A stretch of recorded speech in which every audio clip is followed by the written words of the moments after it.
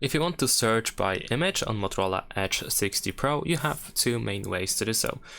However, most of the time you want to open the image that you want to use in order to search. So for example, I'm gonna open the Photos app, and let's say I have this picture of this toy.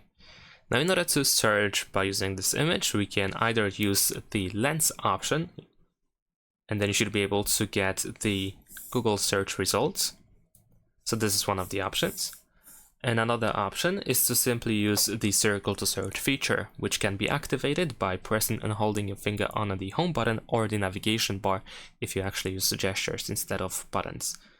And then you can draw a circle around the subject that you are looking for, or the image of course, and you should be able to get Google search results.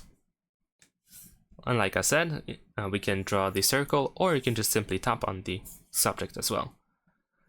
So this is how we can try to get more information, or you can search in Google for the stuff that you have on your photos. It doesn't have to be a photo that you have on your phone. This can be literally any photo anywhere. For example, I can open the Google app in order to see some various images over here.